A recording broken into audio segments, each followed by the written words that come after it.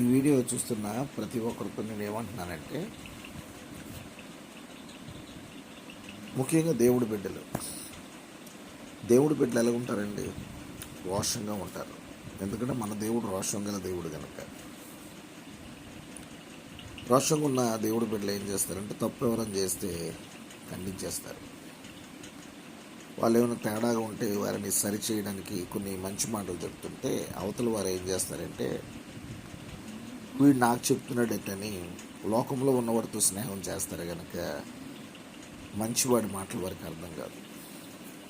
అర్థం కాక మనపై నిందలు వేస్తూ ఉంటారు. ఈ వీడియో చూస్తున్న ప్రతి ఒక్కరు కూడా, చాలామంది దేవుడి బిడ్డలు ఈయన పాస్టర్ గారు, లేదంటే ఈయన సేవకుడు, లేదంటే ఈయన భక్తుడు, ఈయన దేవుడి కొరకు బతుకుతున్నాడు అని అర్థం చేసుకోరు. సేవకుడినైనా దేవుడి బిడ్డలనైనా మంచిగా బ్రతికిన వాళ్ళ మీదన్నా దేవుడి బిడ్డలే వెంటనే నిందలేసేస్తూ ఉంటారు. అలాగా ఇలాగా అని. కానీ నీకు అడుగుతున్నాడు దేవుడు, నీకే ఎవరైతే నిందలేస్తారో వారితో. మత్తయి సువార్త 12:36-37 చదువుకో. ఒక దినం నీకు లెక్క అడుగుతాడు దేవుడు. ఒక మంచివాడి మీద నువ్వు నిందేసావా? వారిపై అసూయపడిన,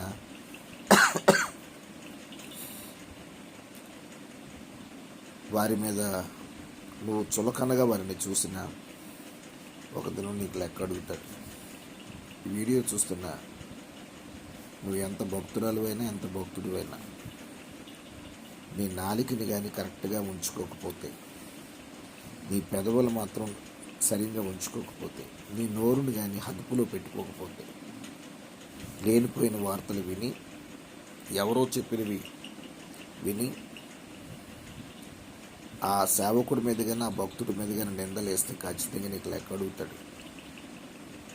లెక్కే కాదు, మోకాలు కూడా వేయిస్తాడు. రోమపత్రిక 14:11-12 చదువుకోండి.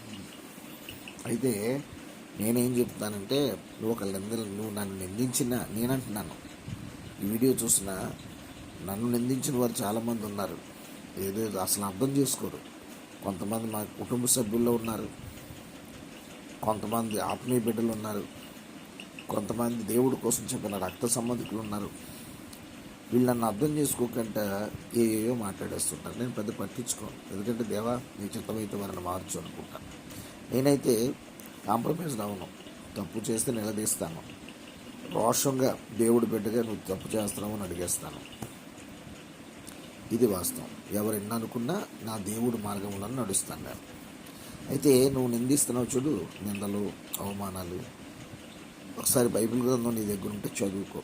1 పేతురు పత్రిక 4:12-13-14 ఏమంటుంది తెలుసా?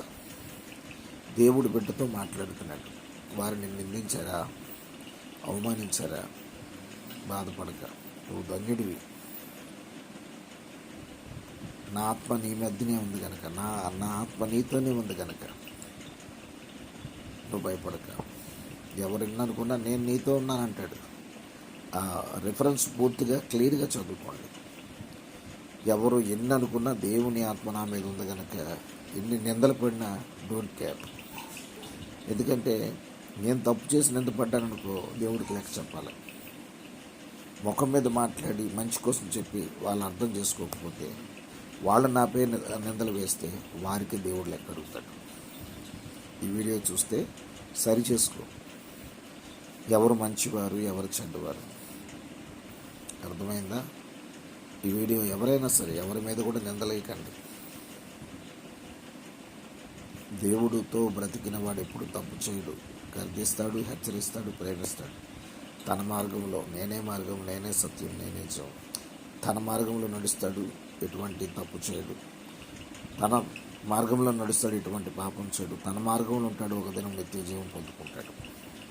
ఎందుకంటే దేవుడికి ఇష్టడుగా బ్రతుకుతాడు. దేవుడికి ఇష్టడుగా బ్రతికిన వాడు ఇప్పుడు ఎక్కడ కాంప్రమైజ్ అవ్వడు. ఒకళ్ళ భార్య పొరపాటు చేసినా, ఒకళ్ళ అన్యులతో ఎక్కువ సావాసం చేసి, ఓపర్ మీటింగులు, ఆలీది మీటింగులు, వాళ్ళ కోసం వీళ్ళ కోసం మాట్లాడినా భార్యను గద్దిస్తాడు. ఒకళ్ళ భార్య బాగుండి భర్త తేడాగా ఉన్న భార్య ఖండిస్తూ ఉంటుంది. ఎందుకంటే దేవుని ఆత్మ అది.